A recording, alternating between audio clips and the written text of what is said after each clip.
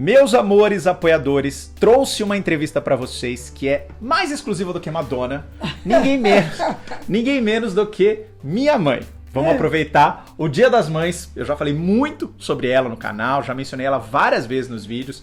Provavelmente esse canal não existiria do jeito que ele é sem a influência que minha mãe teve na minha vida. E agora está aqui pessoalmente pra gente contar essa história, pra falar um pouquinho de como foi ter um filho gay, como é que é essa experiência como mãe gay, e também pra vocês me entenderem um pouco melhor também. Mama, obrigado pela sua presença aqui. Imagina, eu que agradeço.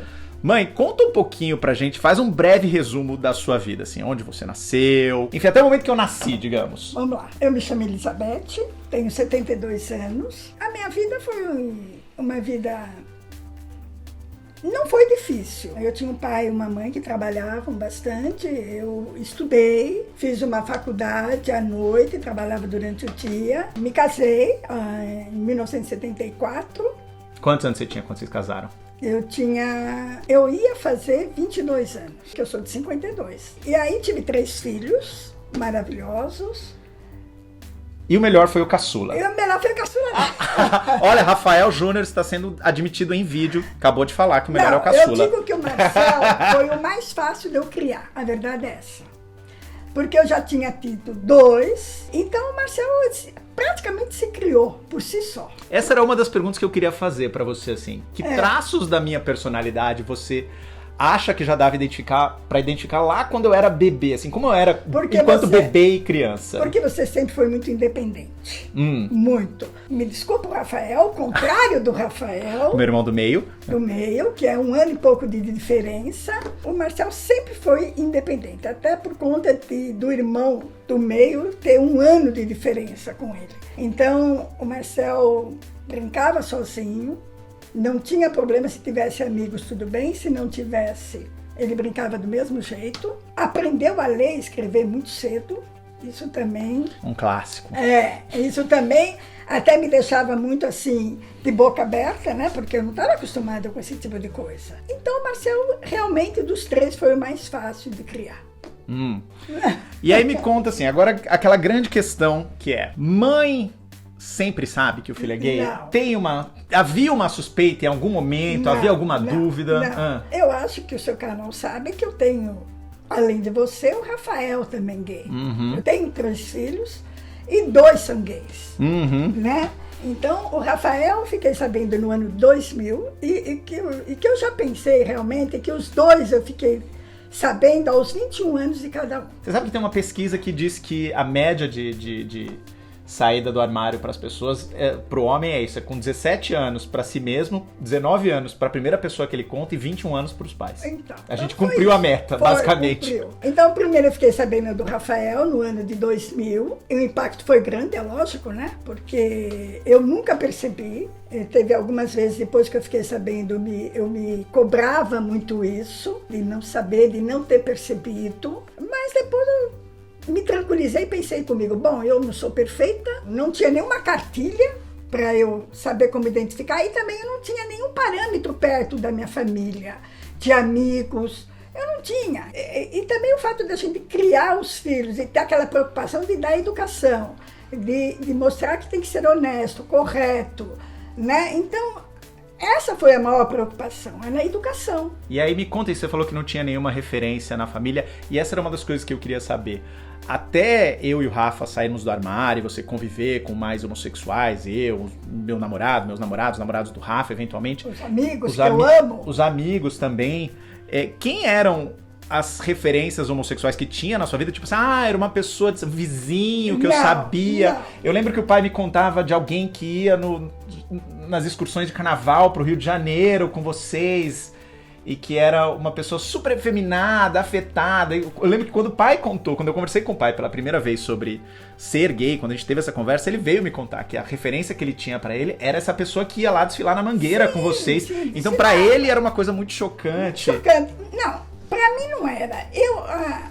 É muito engraçado, porque eu tinha como referência, por incrível que pareça, os artistas. Claro, sem dúvida. Então, eu amava o Clodovil. Porque eu achava ele muito chique, muito inteligente. Ney Matogrosso, minha mãe era muito fã do Ney Matogrosso. Eu lembro disso. Freddie Mercury.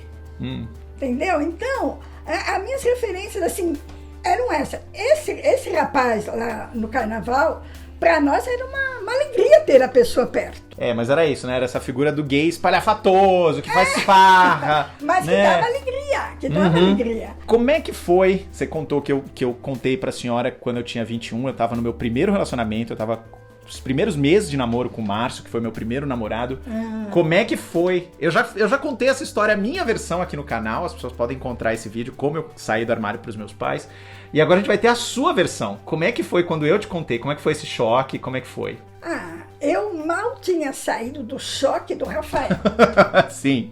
Porque quando eu descobri do Rafael foi muito inusitado também. Eu ainda não tinha me posicionado, não tinha como lidar com isso, porque fazia menos de um ano sabia do Rafael.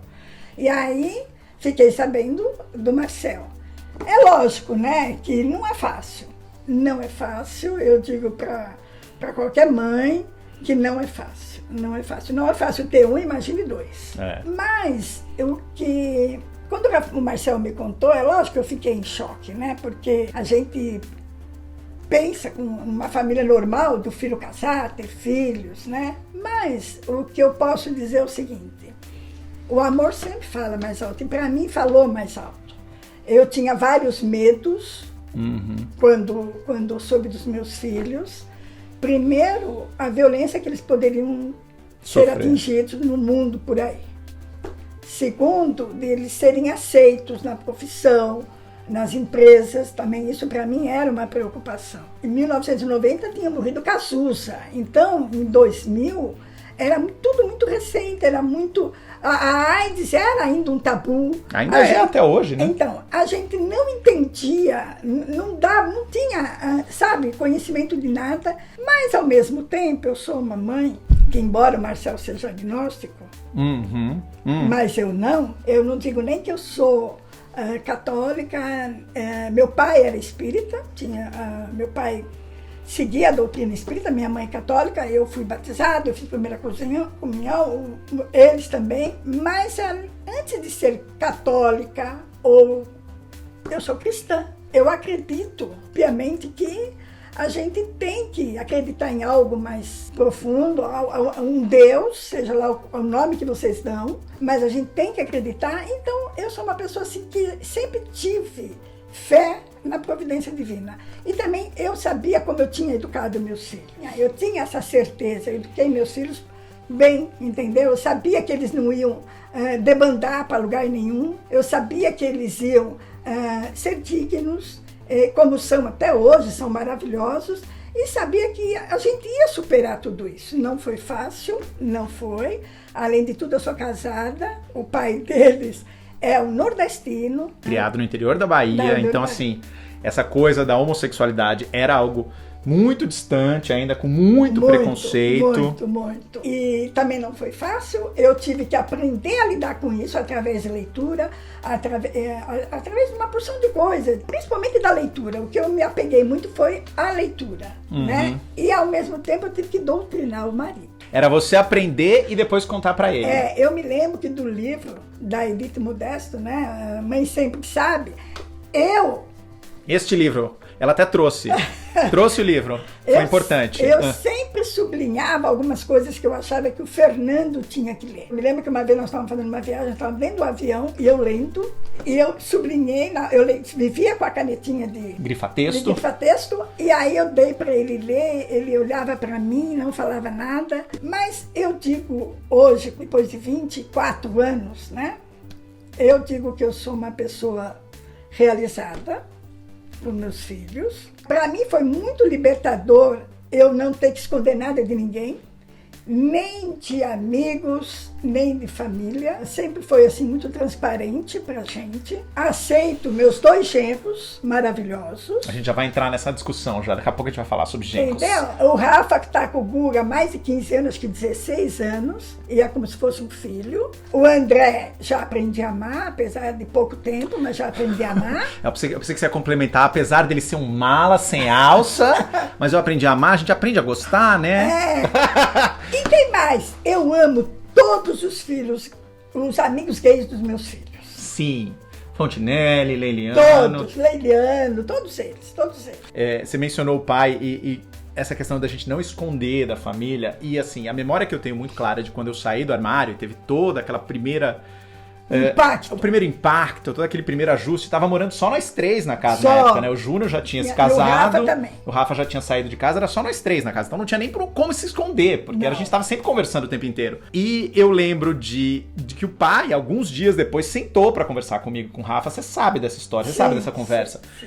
E a conversa que o meu pai sempre teve, eu sempre falo que foi uma conversa muito honesta e que é muito do pragmatismo e do modo franco e direto que ele fala, que eu acho que eu herdei muito, que tem aqui no canal, que assim, ele contou as coisas como ele enxerga, e isso era, né, ele contou como ele enxergava, e isso tinha tanto o lado bom quanto o lado ruim. Ele falou algumas coisas super complicadas, que eu entendo de onde vieram, né, ainda mais agora, 20 anos depois, enfim. Contou aquele clássico, tipo, eu preferia ter um filho drogado do que ter um filho, gay, enfim. Também. Mas ele foi muito direto também, do tipo assim, a gente não vai esconder nada de ninguém, a gente não tem que se preocupar com o que as pessoas vão achar, entendeu? A gente não tem que se preocupar com o que os vizinhos vão achar, na hora que a gente tiver que contar pra família, a gente conta pra família também. E isso foi uma dose de orgulho que os pais injetam nos filhos, no meu caso, que o pai injetou em mim, que a gente carrega pra vida. Essa ideia de que assim, a gente não deve nada pra ninguém, entendeu? É um exemplo, apesar de todas as questões que ele tinha e todas as visões preconceituosas que ele tinha naquele começo, eu tive muita sorte de ter alguém que lidava com as coisas de uma maneira muito direta e que mesmo sem saber, instilava essa ideia de orgulho de quem você é. Antes de qualquer coisa, entendeu? Independentemente de qual é a sua orientação sexual, a questão é, você é o meu filho, eu te respeito, você é uma pessoa digna e na hora que as pessoas tiverem que saber, a gente vai saber, porque a gente não tem nada a esconder. E vamos enfrentar. Eu sei que teve muito preconceito naquela época. Eu sei que teve algumas mães da época do colégio, né? Da época do São José, enfim, sempre teve isso. Uma outra coisa que eu lembro também, e aí eu queria ver se a sua lembrança bate com a minha, é que assim, depois desse momento de contar pra vocês e que o pai teve essa conversa com a gente, a casa entrou num momento de silêncio. Durante muitos meses a gente não tocava no assunto, né? Foi muito engraçado porque assim, o pai abordou isso de uma maneira direta e quando eu contei pra você primeiro, o pai ficou sabendo depois, você se chocou, se fechou e a gente só foi conversar sobre esse assunto muito tempo depois. Essa é a sua lembrança também? É, lembrança. E eu acho que essa minha reação, eu acho que é até natural. Claro. Porque eu tinha que absorver tudo aquilo, eu tinha que procurar meios para entender, porque até então era tudo muito novo para mim. Eu mal tinha sabido do Rafael, do Logo Veio Você, então eu acho que foi bom para mim. Eu tinha que digerir tudo isto, eu tinha que procurar meios para entender e para poder apoiar você. Uma coisa que eu falo no canal e que é importante para as pessoas que estão nesse processo de sair do armário é que a gente tem que entender também que para os pais... Não é fácil. Não é fácil, mas tem um processo de luto, de certa maneira. Exatamente. Tem um luto dessa expectativa de quem esse filho ia ser, porque cria essa ideia, vai casar, vai ter filhos, enfim, uma família grande. Não que, obviamente, você sendo homossexual não possa casar e ter filhos. Lógico. Mas tem esse processo de luto, é uma morte figurativa dessa imagem, mas tem também uma coisa que é importante, eu acho que no nosso caso também, acho que foi muito significativo, que é também entender de uma hora para outra, num choque muito grande, por mais que eu já tivesse 21 anos, já estivesse na faculdade e tal, que o filho cresceu, que o filho não é mais uma criança, porque vocês nunca tinham me visto com namorada, mas tinha essa coisa de também entender, que é isso que eu falo muito pro público, ainda mais que meu público tá querendo sair do armário, sabe, com 15, 16, 17 anos, que é super cedo. Mas eu acho bom. Eu acho que cada um faz no tempo que quiser, mas é um momento também de entender, com 21 anos, pelo menos os pais já imaginam que a vida sexual do filho está acontecendo de alguma maneira. Com 15 anos, a imagem de que seu filho é uma criança ainda está muito forte. Sim. Então também tem esse processo.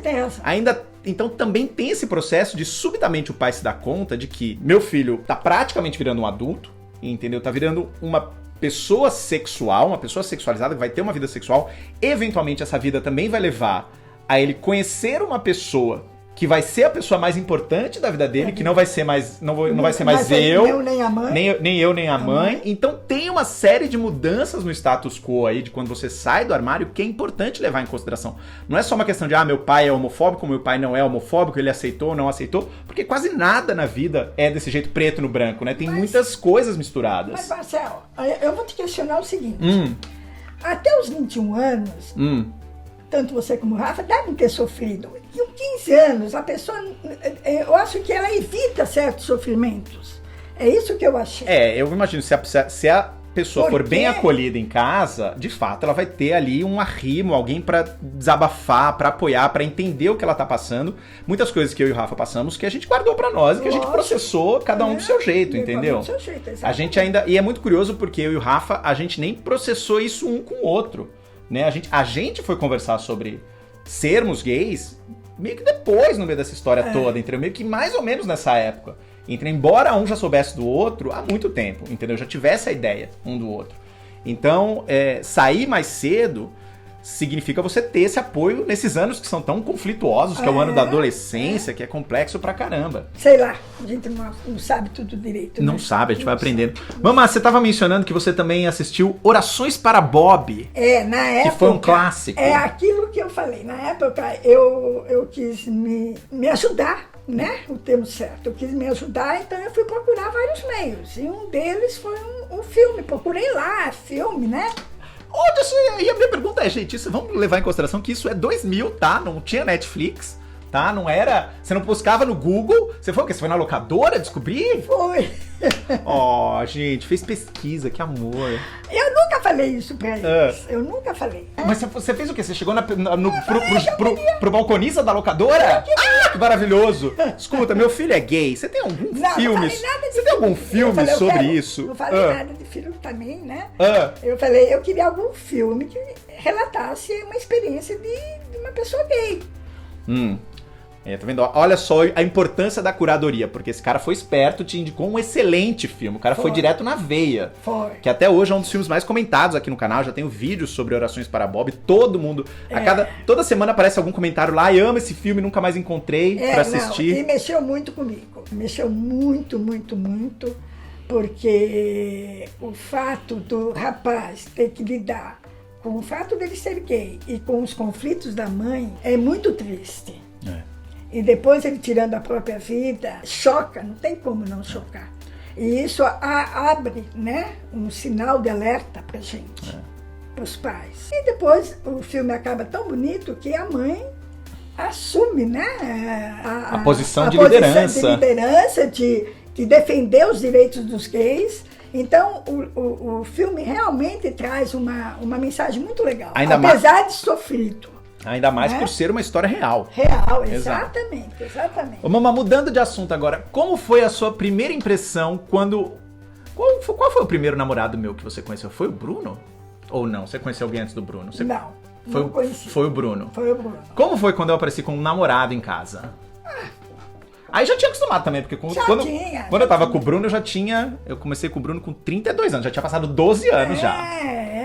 Eu sabia que vocês namoravam, né? Que eu tava fora o tempo inteiro. Já não morava comigo, Exato. mas tinha uma vida, né? Individual. Na realidade, eu gostei do Bruno, né? Você sabe disso. Eu sei disso, eu sei. Sei. E com o André? Qual foi a sua primeira impressão? O André claramente vai assistir esse vídeo. Qual foi a sua primeira impressão do André? O André sempre foi muito simpático. Ele sabe como agradar uma pessoa.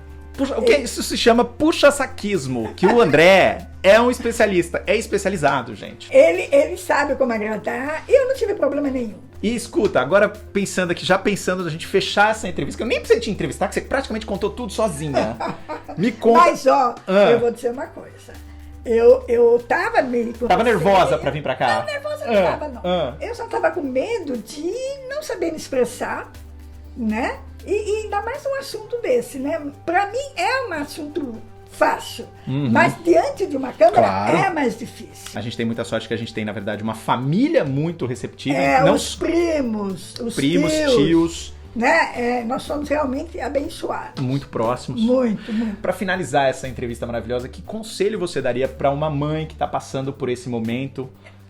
Olha, eu vou dizer pra essa mãe o seguinte, não é fácil, não é. mas procure meios, como eu procurei.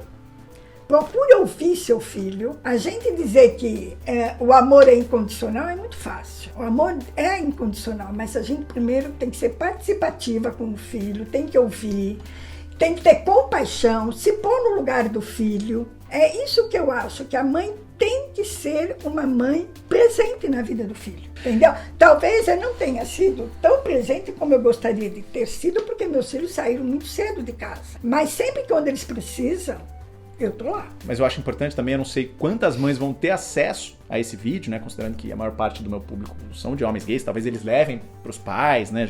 Eu já tive relatos de seguidores que falaram que apresentaram o canal pros pais, isso ajudou no processo. Mas para as mães que vão ter acesso a esse vídeo, eu queria só reforçar algo que eu já contei em outros vídeos, que o quão importante é esse apoio da mãe na base da formação desse filho gay. Para mim é muito explícito, é muito evidente nas mensagens, na quantidade enorme de mensagens que eu recebo, de quantos gays que reprimiram a própria sexualidade ou até lidaram com ela dentro do que podiam no ambiente familiar que estavam, mas o quanto essa repressão e o quanto a falta desse apoio afetou diretamente a autoestima dele, de modo que isso virou uma bola de neve, porque impactou várias outras coisas na vida. Entendeu? A pessoa não tem autoestima pra lidar com rejeição de namorado, não tem autoestima pra manter um namoro, fica numa dependência enorme do amor desse namoro, porque tem esse buraco que precisa preencher, né? Quando você tem essa rejeição do seu pai e da sua mãe, que é uma coisa tão forte, fica um buraco que as pessoas vão tentar preencher de outras maneiras e é difícil. Se você tentar jogar isso tudo nas costas do seu namorado vai ter que preencher esse amor. É uma cobrança muito cruel com ele e com você mesmo. E praticamente impossível. E é praticamente impossível. Então, é importante também pensar que a maior dádiva que você pode dar para o seu filho é essa aceitação. O impacto disso é um negócio que você não vai ter perspectiva, você não vai ver quão grande vai ser o impacto de você estar com o seu filho e apoiar. É óbvio que pode ter discussões, pode ter conversas, mas você estar lá junto, querer entender, querer participar, querer aceitar, esse processo vai fazer um bem enorme para o seu filho. É o que eu costumo dizer, né? Eu sou uma pessoa religiosa que rezo, mas antes de ser, vamos supor, beata, eu sou humana. Muito bem. O que eu procurei fazer com meus 2 filhos é exatamente isso, é estar presente na vida deles e deixar bem claro para eles que eles têm em mim e no pai, certo, todo apoio para seguir em frente. Eu acho isso muito importante. A mãe que tiver meu finto, faça isso, sabe? Você vai ter um filho amigo. Meus filhos são meus amigos. Entendeu?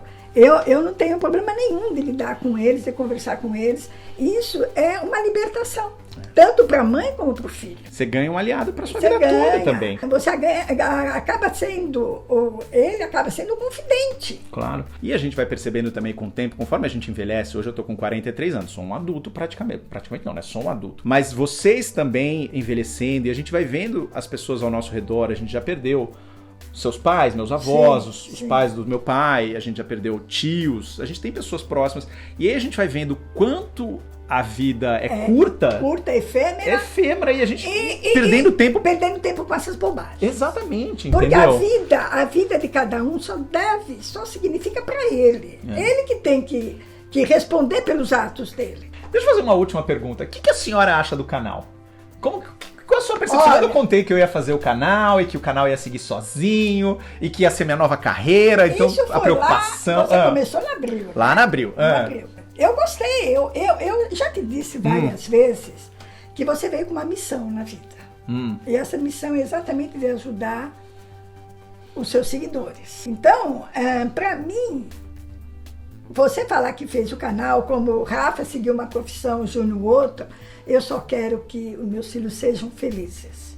Se isso para você ter um canal te realiza e te faz ser feliz, eu também estou feliz. Então, Mama, obrigado pela sua presença aqui, foi maravilhoso. Alguma coisa, imagina, foi ótimo. Eu não estou acostumada a ficar em frente a uma câmera. Você arrasou, tá tudo perfeito. É isso. Mas, mães, façam isso, amem. Obrigado, mamãe. Tá bom? Feliz Dia das Mães para as mães que estiverem assistindo. Exatamente. Né? E vou dar um recadinho. Os filhos que estão assistindo, mostre o vídeo para a mãe. Mostrem o vídeo pra sua mãe. Mostra. Vamos iniciar essa E conversa. qualquer coisa, Marcelo, Ah. eu estou apta a conversar com elas Você também. quer que eu coloque o seu Instagram na tela? Pode. Então vou colocar o Instagram da Dona Beth, Pode estará na conversar tela comigo. pra vocês mandarem mensagem, mandarem DM, tá Tá bom? bom? É Tá isso, bom? gente. Beijo, obrigado, mamá. Imagina, meu amor.